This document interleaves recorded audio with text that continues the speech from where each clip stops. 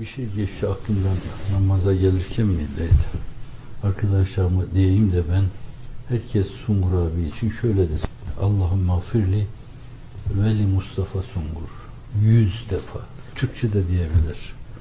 Allah'ım beni ve Mustafa Sungur abiyi mağfiretinle, rıdvanınla, rüyetinle şereflendir. Çünkü hiçbirimiz onun kadar hakikat imaniye, Kur'an'a hizmet etmemişizdir.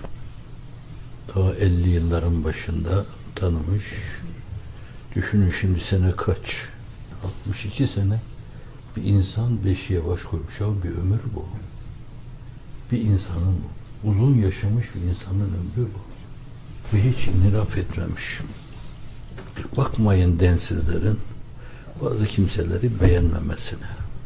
Evet, en kıymetli insanlar bile yer yer bazı densiz insanlar tarafından Tanrı teşhine uğramış. Onlar da onların derecelerini bir kat daha yükseltme adına çok önemlidir. Hazreti ben 60'lı yıllarda tanıdım.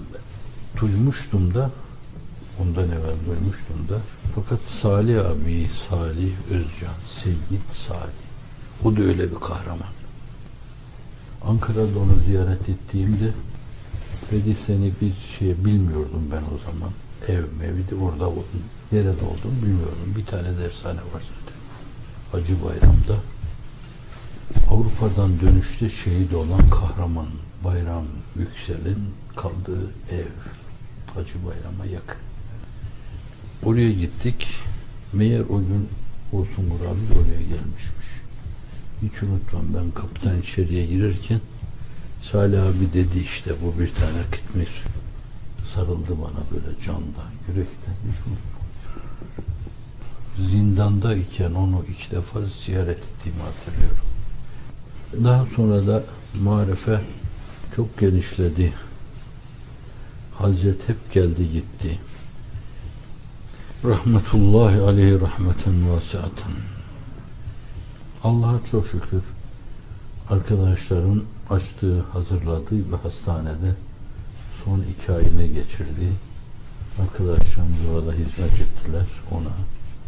Onun hakkını verdiler, vermeye çalıştılar. Ve onlar da kazandılar. Koca Sungur. İzmir'e geldiğim zaman Kestane Pazarı'na hemen 2. sene, 1. sene değil, oğlu Muhammed Sungur'u getirdi, talep olarak verdi. Muhammed Nur.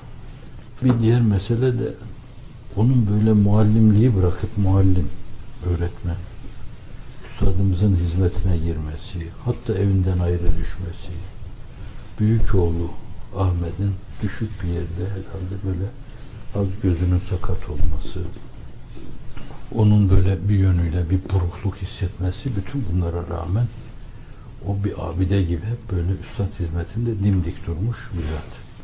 Çok uzun boylu bir babası vardı yani bizim en uzunlardan daha uzun. Biraz abiye karşı tavır almış. Fakat İzmir'e geldiğinde belki benim İzmir'e gelmemin bir hayrı o olmuştur. Onu getirdi, o müdür odası vardı, ben oradaydım, oraya getirdi. Hocam dedi, bu babam dedi benim işte imamlıkta yapabilir bunu. Acaba bir şey olabilir mi buralarda?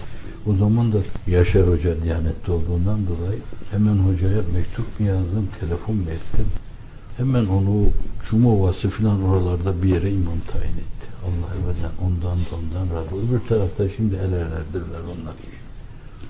Abi geldi sonra bana dedi ki vallahi dedi babam öyle bir yumuşadı ki en son yine bir nur talebesinden böyle bir iyilik gördüğünden dolayı meğer bu iş böyleymiş dedi.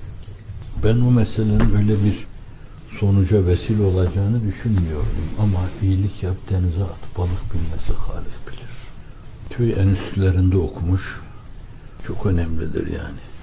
Böyle bakıyor, sonra dönmüş böyle gitmiş adam. Daha da kolay, köy enstitülerinde okumuş. Kamplarımıza da geldi, Buca kamplarına orada. Hani bizim bu cehri böyle kaderi tesbihatımız evlerde yoktu yani. Ben orada da yaparken sadece kendim söylerdim. Fakat kamplarda böyle gürül gürül olunca hiçbir şey demedi o yani orada. Böyle hatta o mevzuda böyle o ritme girerek böyle sallanarak böyle yaptı. Abdullah abi geldi. O da bir şey demedi. Sadece bana şu kadar, o da hayatta Allah uzun ömür versin. O da çok şık, kıyar bir insandır. Dedi ki başka yerlerde böyle yapmıyorlar pek dedi, o kadar. Evet, o da o kadar haşiye koydu, yani değiştirdi mi haşiye koydu. Vaizliği ben istemedim, yani vaizliği çok istemedim. Yani vaizlik diplomam vardı da arz ediyordum ama dedim ki bu vaizlik abi dedim, emri bil maruf nehyenil münker dedim.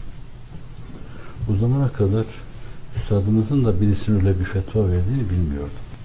Emri bil maruf nehyenil münker dedim, para alınmaz dedim bundan. Bu Allah için yapılır. Bu nasıl olacak dedim ben. Ben de fakirim dedim yani. Bir işim olmazsa ben geçinemem ki. Yani benim ailemden bir şey yok. İmamlıktan alıyorduk bunu. Fukaha buna son zamanlarda fetva vermişler. İmamlıktan da maaş alınmaz. Fakat fukaha fetva vermişler. Ben de onu ihtiyacım olduğu için aldım. Yani senelerce.